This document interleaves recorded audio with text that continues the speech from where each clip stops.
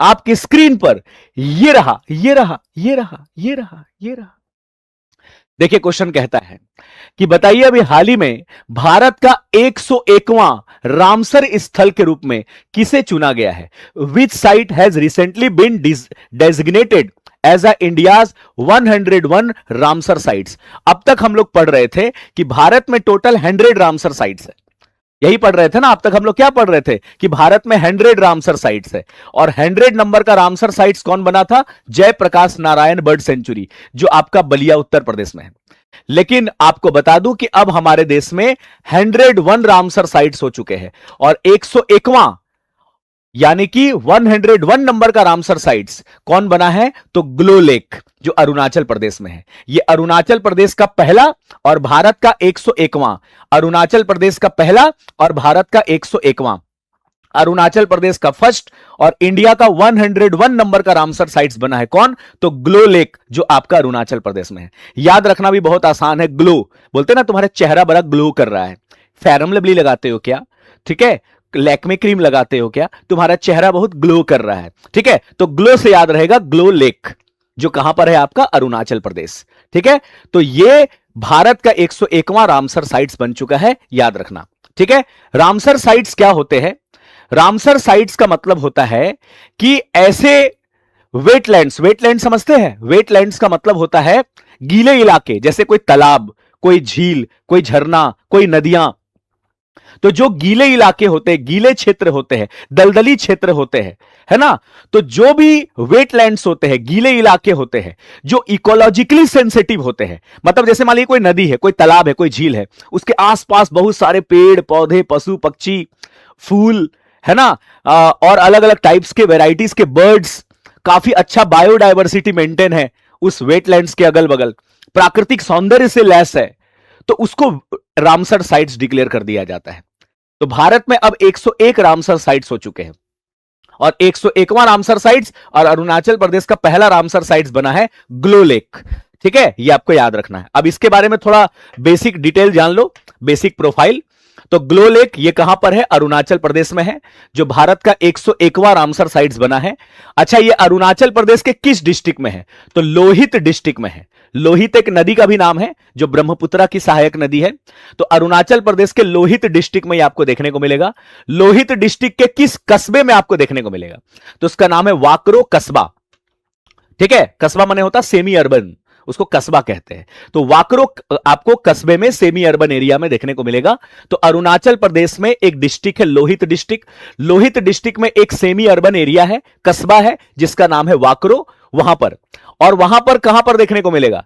तो देखो, glow lake जो है ये अरुणाचल प्रदेश में एक टाइगर रिजर्व है, जिसका नाम है Kamlang tiger reserve and wildlife sanctuaries. तो Kamlang tiger reserve and wildlife sanctuaries के बीचों बीच घने जंगल में आपको देखने को मिलेगा। तो अरुणाचल प्रदेश में Kamalang tiger reserve and wildlife sanctuaries के बीचों बीच घने जंगल में आपको यह देखने को मिलेगा, जिसका नाम है आपका, डेट इज आपका ग्लो लेक। ठीक है, और बताया जा रहा है कि 12 मासी यानी कि 12 मंथ तक पर्वतीय धाराओं से पोषित एक निर्मल मीठे पानी का झील है।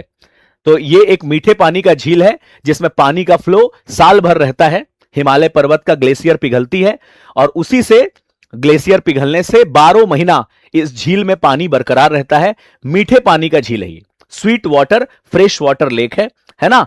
और इसके जल ग्रहण क्षेत्र में 150 से अधिक वृक्ष प्रजातियां पाई जाती है। मतलब इस झील के आसपास में आपको 150 टाइप का अलग अलग वेराइटीज के आपको पौधे देखने को मिलेंगे, पेड़ पौधे देखने को मिलेंगे।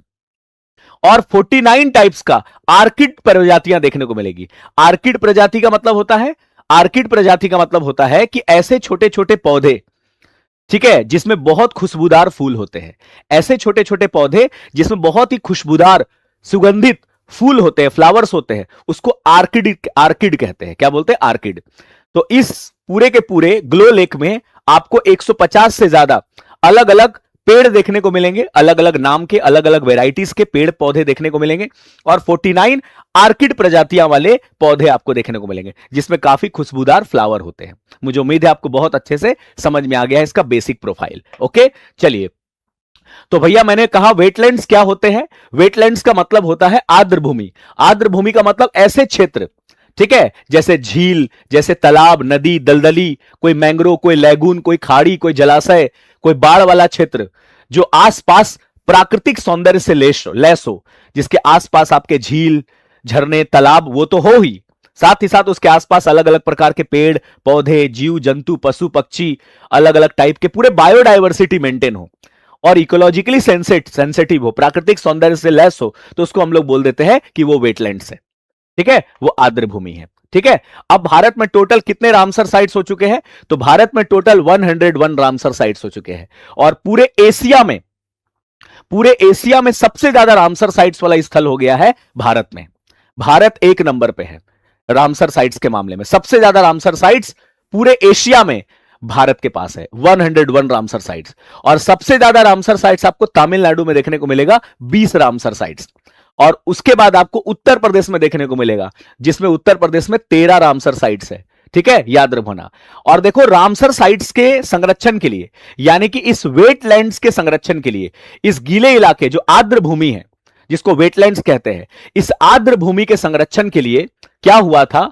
2 फरवरी 1971 को, यानी कि 2 फरवरी 1979 को, 2 फरवरी 1971 को ईरान के रामसर शहर में एक रामसर कन्वेंशन हुआ था, रामसर समझौता हुआ था। 2 फरवरी 1971 को ईरान के रामसर शहर में रामसर कन्वेंशन हुआ था और इसमें सभी देश जो यूनाइटेड नेशन के नक्शे पर है, ये लोग आपस में मिलकर कसम खाए थे कि हम सभी देश अपने अपने देश में जितने भी वेटलैंड्स है, जैसे झील, झरने, तालाब, नदियां, उन सबका संरक्षण करेंगे। ठीक है, याद रखना, वेरी इंपॉर्टेंट। इसलिए हर साल हम लोग 2 फरवरी को मनाते हैं वर्ल्ड वेटलैंड्स डे। तो वर्ल्ड वेटलैंड्स डे, विश्व आर्द्र भूमि दिवस, हम 2 फरवरी को मनाते हैं। क्यों? क्योंकि 2 फरवरी 1971 को ईरान के रामसर शहर में रामसर कन्वेंशन हुआ था। ठीक है, याद रखना। और यह रामसर कन्वेंशन पूरी दुनिया में लागू कब हुआ? तो 21 दिसंबर 1975 को, 21 दिसंबर 1975 को। भारत रामसर कन्वेंशन पर कब साइन किया था? तो इंडिया रामसर कन्वेंशन पर साइन किया था 1 फरवरी 1982 को। इस बात का विशेष ध्यान देना। और पूछेगा भारत का पहला रामसर साइट्स कौन सा था? ये एक बहुत अच्छा सवाल है।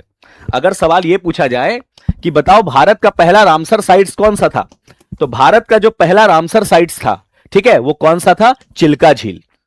चिल्का झील आपको पता है, ठीक है, उड़ीसा में है, भारत का सबसे खारे पानी का लैगून झील है। तो भारत का पहला रामसर साइट से चिल्का लेक, ठीक है, और एक आपका केवलादेव घाना नेशनल पार्क जो राजस्थान में है। इन दोनों को 1981 में भारत का पहला रामसर साइट्स का दर्जा मिला था, एक चिल्का झील उड़ीसा को और एक केवलादेव घाना नेशनल पार्क राजस्थान में जो है, दोनों को 1981 में। पूछेगा भारत का सबसे बड़ा रामसर साइट्स कौन सा है?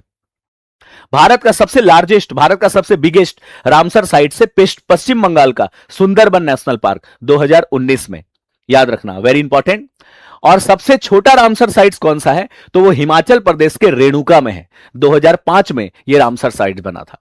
और उदयपुर जो राजस्थान में है और इंदौर जो मध्य प्रदेश में है, दोनों को वेटलैंड सिटी सर्टिफिकेट पाने वाला ये भारतीय शहर बना है, याद रखना। ठीक है, वेरी इंपॉर्टेंट। और भारत के कितने बड़े क्षेत्रफल, मतलब कितने एरियाज में आपको रामसर साइट्स में अगर हम बात करें तो which state largest wetland area?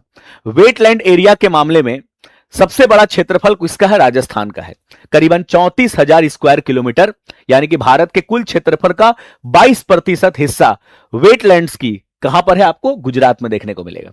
Ramsar sites की नहीं, वेटलैंड्स की। ठीक है, याद रखना, वेरी इंपॉर्टेंट। चलिए देखो, पूरी दुनिया में अगर आप देखिए सबसे ज्यादा रामसर साइट्स आपका ब्रिटेन में देखने को मिलेगा, ब्रिटेन में। ठीक है ना? एक बात याद रखना, सभी रामसर साइट्स वेटलैंड्स होते हैं, लेकिन सभी वेटलैंड्स रामसर साइट्स नहीं होते हैं। ये सिलोजिज्म याद रखो अपने दिमाग में। क्या कहा मैंने? All the Ramsar sites can be wetlands, but all wetlands is not a Ramsar sites.